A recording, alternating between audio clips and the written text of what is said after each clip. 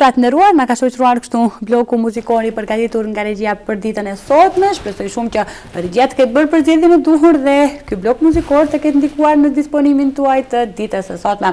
Vazhdojmë tani me rubrikën e radhës apo rubrikën më kulminante gjatë gjithë emisionit, edhe rubrikën më të dashur për të gjithë ju. Rubrika me të ftuarin, faktikisht sot të ftuarën për në emision. Sot do diskutojmë për tema të cilat kanë më tepër të bëjnë me të rinjët, me avansimin e të rinjëve. Do bisedojmë me një farmaciste, faktikisht magistrante e farmacisë, dhe njëkohësisht aktiviste e shumë projekteve që kanë të bëjnë me rinin dhe me avansimin e të rinjëve. Privilegji dhe kënaqësi të kemi në emision gjithashtu një mikën time shumë të dashur, Selima Shaqiri. Mirëserdhje Selima.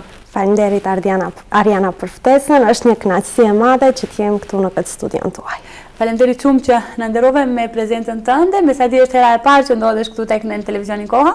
Po, është hera e parë që ndodhem. Kështu që uroj që të kalojmë çastet të këndshme së bashku. Gjithashtu. Përpara se të hyjmë në detaje dhe të flasim për veprimtarinë tënde, do doja pak ndalem tek ajo që për ata cilët më pak të njohin, disa fjalë për biografinë tënde, një letër njoftim të shkurtër se kush është Selima Shaqiri, ku lind, ku rritet dhe ku shkollua ajo. Domethënë kam lindur në Gostivar, ku dhe aktualisht jetoj. Një qytet i vogël, i bukur, multikulturor dhe multietnik, siç e dim të gjithë. Aty e kam kryer edhe shkollimin fillor, në shkollën fillore Vllazërim Bashkimi, aktualisht Bashkimi, kurse shkollimin e mesëm më pas e vazhdova në Tetov, në shkollën e mesme të mjekësisë Nikola Shtein, drejtimi teknik laboratoro-farmaceutik. Studimet po ashtu i vazhdova në Tetov, në Universitetin e Tetovës, drejtimi farmacisë, ku dhe aktualisht jam në studime postdiplomike në shkencat e farmacisë, në prakt të magjistrimit, përveç studimeve, shkollimit, jam marrë edhe me aktivitetet të ndryshme, kryesisht sektorit jo qeveritar, dhe mund të përmendi se që nga nëntori i vitit 2013 deri në nëntor të vitit 2015 isha antare kryesisht të Këshillit Rinor të Komunës Gostivari.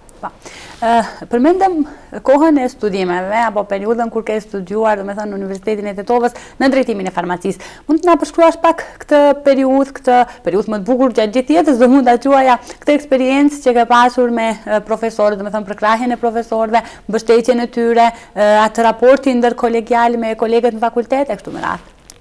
Plotësisht pajtohem se është periudha më e mirë e jetës, periudha e studimeve, është një periudhë për plot me sfida. Do kisha thënë, personalisht për mua sfidat janë ato të cilat na përmbushin, na shtyn që të ecim përpara, të hulumtojmë. Dhe mund të përmendi se përveç studimeve, shoqërisë e cila krijohet, pjesa e ligjëratave, pjesa e ushtrimeve, ushtrimet në spital që i bëjmë, domethënë pjesën praktike, pjesa praktike në laborator, ku krijojmë sintezat ndryshme, përgatisim forma farmaceutike të ndryshme, gjithmonë të ngelen pjesë më e bukur e jetës. Përmendet mbështetjen e profesorëve, sigurisht që e kena pas, dhe profesorët dhe asistentët përveç se gjithmonë na kanë ligjëruar në pjesën profesionale, ata na kanë përgatitur edhe për jetën e cila na pret pas studimeve dhe për këtë gjë tan jetën do jemi mirënjohës, kurse te pjesa e bashkëpunimit mes kolegial është më së jashtëzakonshëm, është periudha e studimeve, periudhë e cila krijojmë shoqëri të reja, njohim njerëz nga vende të ndryshme, kultura të ndryshme, shkëmbejmë eksperjenca të ndryshme dhe përveç se krijojmë raporte shoqërore, tashmë jemi edhe si një familje. Sigurisht, po. Keni studiuar dhe vazhdoni të magjistroni për farmaci. Pse pikërisht zgjodhet farmacinë që bëhet profesioni juaj jetës? Pse pikërisht farmacia? Kjo është pak interesante për zgjedhjen time, nga se që e vogël e dija se profili im do të jetë diçka profesioni profilit të shëndetësisë. Mirë po cili sakt nuk e dija. Ndodhte shpesh që gjatë lojës si e vogël, përveç shkukullave që janë pjesë e lojës çdo vajze, gjithmonë i kisha afër edhe ato kutite, ambalazhet e tabletave, barnave të ndryshme, ndodhte shpesh që të luaj me shiringa, me gjilpëra dhe ndodhte edhe që me ngjyrat e ujit përgatis tretësira për injeksion të cilat u aplikoja më pas kukullave. Më pas, kur vazhdova me shkollimin, kur fillova të njihem me shkencat natyrore, aty e gjeta vetën disi. Fillova të ndjek kurset ndryshme, më pas kur u regjistrova edhe në shkollën e mesme të mjekësisë, gjithësisht drejtimin e farmacisë, isha në një dilemë se a do t'jetë farmacia ose a do t'jetë mjekësia e përgjithshme. Mirë po, ajo definitivja ishte se farmacia mua më mundësoj të bëj një gërshetim, të bëj një ndërlidhje midis shkencave natyrore, fizikës, kimisë dhe matematikës më tepër me mjekësinë. Dhe kjo ishte ajo vendimtarja. Për farmacinë. Po. Dhe më thënë kjo vajza e vogël që luante me ato lodrat që simbolizonin ndoshta barnat, apo ambalazhin e barnave, u bën një farmaciste e madhe. Ashtu, si Dhe duket. kështu lind hap pas hapi edhe dëshira për qenë për zgjedhur një profesion. Edhe mirë është kur zgjedhet profesioni cilin e duash, sepse thotë edhe një thënie shumë e artë që nëse e zgjedh profesionin që do, asnjëherë në jetë nuk do duhet punosh. Pikërisht, Plotësisht pajtohen. Se bëhet puna, do me thënë, me një përkushtim më të madh atëherë. Me një dëshirë shumë të zjarrt për të shkuar në punë çdo mëngjes. Pikërisht. Është ndoshta ai emocioni që na dërgon në për punët të cilat ne i bëjmë. Gjithashtu je kyetur edhe ke qenë faktikisht në për aktivitete të shumta që kanë të bëjnë me rinin edhe me universitetin në përgjithësi, në aktivitetet shëndetësore të ndryshme që i ka organizuar vetë parlamenti studentor pranë FSHM-s dhe në universitetin në përgjithësi. Pra, na flit pak për përvojën tënde me këto aktivitete që kanë të bëjnë me organizimin në përgjithësi të studentëve edhe të rinjve në universitet. Mund të them se në shumicën e aktiviteteve të cilat janë organizuar nga studentët e Universitetit Shtetëror të Tetovës, gjithësisht më saktë grupit shkencor të Fakultetit Mjekësisë, kam qenë pjesë. Edhe pse ndoshta jo gjithmonë pjesë aktive. Mënyrën se si ato i organizonin aktivitetet, mënyrën se si bartnin mesazhe sensibilizuese më shtyu edhe mua që t'jem pjesë aktive atyre. Thash pse të mos jem edhe unë. Dhe rastësisht më pas aplikova t'jem antare dhe kështu ndodhi që tash t'jem edhe pjesë e kryesisë të grupit shkencor, ku kam privilegjin të punoj me kolegë shumë kreativ, shumë përgjegjës, dhe mund të përmendi se e kemi gjithmonë mbështetjen e dekanit, e kemi mbështetjen e profesorëve, dhe sidomos të koordinatorës tonë, profesoreshës Arbresha Ferati. Pa. Kemi përmendur shpesh KISKOMS-in. Çfarë në fakt është edhe si funksionon ai? KISKOMS-i. KISKOMS-i është një organizat për arsim, shkencë dhe shëndetësi. Dhe në përmes projektit të kongreseve, ato e kam për qëllim që të ngrim vetdijen e studentëve dhe profesionistëve të rinj shëndetësor që të merren më tepër me hulumtim dhe shkrim të projekteve shkencore.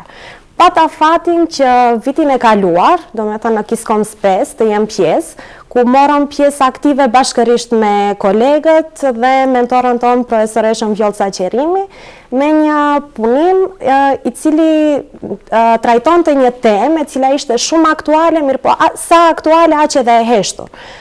Bëhej fjalë për bashkëveprimin dhe numrin e madh të interaksioneve midis barnave të dhëna lokale nga barnatore në Republikën e Maqedonisë. Dhe e prezantuam temën, juris ju pëlqej dhe ndodhi që edhe ta fitojmë çmimin e tretë. Kjo është më e mira. Dhe ishte një privilegj, nga se shkuam më tepër të shohim se si është, çka trajtohet atje, si është, dhe ishte një privilegj të kthehena me atë çmim. Me një çmim, sigurisht. Ne ju përgëzojmë dhe ju urojmë edhe shumë çmime të tjera. Faleminderit. Selima, përveç këtyre rasteve që përmendëm që kanë bëjnë me fakultetin edhe me shëndetësinë në përgjithësi, gjithashtu je aktiviste edhe në forumin rinor të Bashkimit Demokratik për Integrim. Mund të na thuash diçka më tepër në lidhje me këtë eksperiencën tënde këtu? Po, jam pjesë e forumit rinor të Bashkimit Demokratik për Integrim. Në kuventin e fundit I cili u mbajt, u zgjodha edhe nënkryetare e forumit rinor të Bashkimit Demokratik për Integrim Dekës Gostivarit, dhe është një privilegj dhe përgjegjësi më e madhe për mua, nga se vetë forumi rinor, në këtë rast I Bashkimit Demokratik për Integrim, mundson që çdo rinis të kyçet në shpalosjen e ideve. Mundson që çdo rinis të jetë pjesë aktive e organizimit të aktiviteteve të ndryshme, të jetë pjesë aktive e organizimit kuvendeve, kongreseve, dhe çka është më e rëndësishme të jetë pjesë e proceseve vendimmarrëse. Dhe rinistët për të marrë një vendim? Jo se për të marrë një vendim, rinistët kanë potencial shumë, gjithmonë unë e theksoj këtë, dhe ato mund të kontribuojnë shumë për krijimin e një ardhmërie më të mirë dhe më kualitative, dhe mendoj se zëri i tyre patjetër se duhet dëgjohet, nga se shpalosja çdo mendimi, çdo ide, sa do e vogël që të jetë, mundson që të arrihet diçka shumë e madhe, shumë kreative dhe shumë inovative. Po. Pasi filluam të flasim për politikën, çfarë në fakt paraqet politika për juve dhe mendoni që çdo intelektual duhet merret me politikë? Çfarë paraqet politika për mua? Unë politikën e shoh si një sferë e cila ta jep mundësinë të shprehurit. Një sferë e cila në mënyrë demokratike të mundson që ti të ndikosh, të mund të ndryshosh diçka ose të kontribuosh gjithmonë për në interes të përmirësimit dhe të zhvillimit të kombit. E shoh si një organizim shoqëror i cili sjell deri në përmirësim të jetesës, gjithmonë duke përdorur këto mjete demokratike dhe mjete paqësore, dhe mendoj se nëpërmes politikës dëgjohet zëri i popullit. Dhe gjithmonë them, politika është një art në vete, politika është një shkencë humane. Për këtë pjesën e pyetjes sa duhet çdo kush, çdo intelektual të merret me politikë. Unë mendoj se çdo intelektual, çdo antar i shoqërisë, çdo rinis duhet merret me politikë, mirë po përderisa ai është i përgatitur që të shërbej popullit, që të shërbej në të mirën e popullit, dhe këtu të merret me politikë do kisha thënë se duhet të merret me politikë, mirë po politikë konstruktive, jo me sharje, jo me fyerje, shpifje të ndryshme, nga se dita ditës ne jemi dëshmitar se si keq përdoren portalet ose rrjetet e ndryshme sociale. Po, do me thënë, faktikisht edhe ashtu është, sot që qofse ne nuk merremi me politikë, atëherë domosdoshmërisht politika do merret me ne. Mendon që të rinjt më tepër duhet të inkuadrohen në procese politike? Sigurisht që po.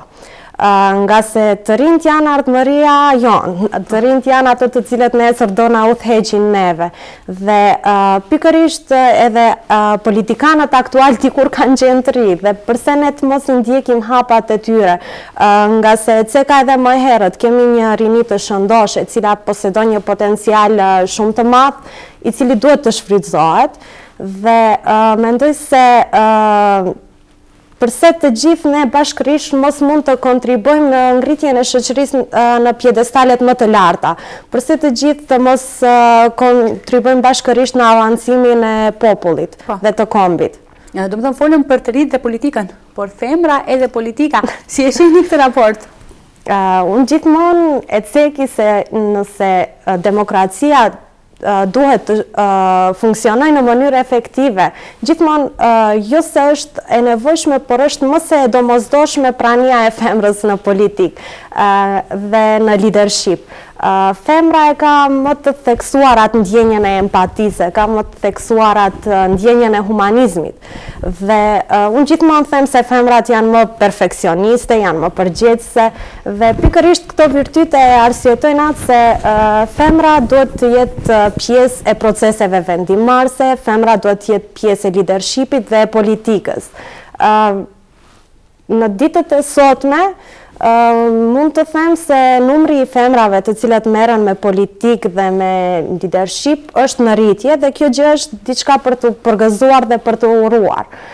Dhe e dim se në një periudhë diku të afërt ka qenë shumë problem që një femër të merrej me politikë, vetë mentaliteti, rrethanat ishin barierë që femra të merrej me politikë dhe të jetë pjesë e proceseve vendimmarrëse. Mirë po,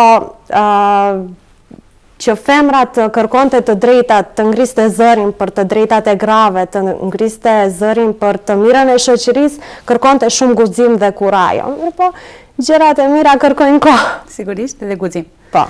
Përmendëm këtë lloj në mentalitetit, ndoshta që ka të bëjë me paraqitjen e femrës në politikë, do të thënë përveç aktiviteteve politike dhe veprimtarisë që deri më tani ke ushtruar, sa ke pasur përkrahjen edhe mbështetjen e prindërve mbi gjitha familjes? Mbështetjen e prindërve dhe përkrahjen e familjes se kam pasur gjithmonë. Prindërit e mi kanë qenë ato të cilët më kanë mbështetur, të cilët më kanë shtyer që të eci përpara, dhe pa përkrahjen ligjeratat faktikisht, mos them ligjeratat, këshillat e tyre, unë nuk do isha kjo që jam sot dhe nuk do gjendesha këtu ku gjendem unë sot. Nga se jeta është përplot me sfida, përplot me udhkryqe dhe pikërisht këshillat e tyre kanë qenë udhërofimi i rrugtimit tim. Por kënë ke marrë si model apo si shembull për të qenë një femër e suksesshme? Si model, nuk kam pasur ndonjë personalitet veçantë. Fillimisht kanë qenë prindërit e mi, ato të cilët mua më kanë përkrahur, më kanë mësuar që gjithmonë të eci përpara, dhe si model mund të them se fillimisht i kanë pasur prindërit. Më pas, çdo njeri i cili reflekton pozitivitet, i cili ka arritur diçka në jetën e tij, mirë po me mundin e vet. Dhe ato janë njerëz të cilët të gjithëve duhet të merret nga diçka. Përveç punës në politik, përveç punës si në farmaci edhe veprimtarisë tjetër që ke aktivitetet me të rinjët, gjithashtu kërkon kohë edhe familja, për kushtim kërkon edhe shoqëria. Më thuaj si arrin ti menaxhosh të gjitha? Me dëshirë, me vullnet mirë, me një menaxhim të mirë të kohës, të aktiviteteve, mendoj se mund të arrihet gjithçka. Është e vërtetë se të gjithë gjërat të cilat i përmendën zënë një vend të veçantë në jetën e çdo kujt, dhe një organizim i mirë i orarit të punës, një menaxhim i mirë i aktiviteteve mund të shpije deri në atë që të gjitha këto të zënë një vend në një ditë të njeriut. Dhe kur diçka bëhet me përkushtim dhe dëshirë të mirë, sigurisht që arrihet.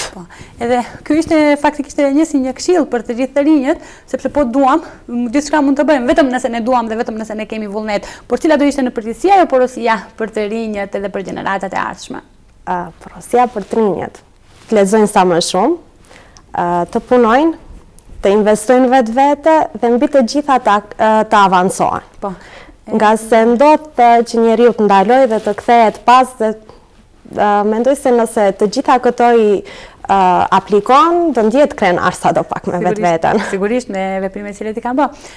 Përveç, do me thonë, dim që je e farmacisë, e mjekësisë, faktikisht edhe zakonisht, kur kam të ftuar njerëz të cilët takojnë këtij sektori, më intereson ndonjë porosie e tyre, se si të kemi një jetesë se pika parë më të shëndetshme, por megjithatë edhe një jetesë më cilësore për një shoqëri më të mirë, do e quaja. Fillimisht të gjithëve vu them kujdeseni për shëndetin tuaj, mos përdorni shumë barna, mirë po përveç shëndetësisë, këtu aspektit shëndetësor, unë kisha thënë se të çdo fëmijë duhet që të imponohet ajo shprehja e punës, shprehja e edukimit, shprehja e avancimit mbi të gjitha kulturës, dhe mendoj se do vi një moment ku çdo punë bëhet me dëshirë të madhe, do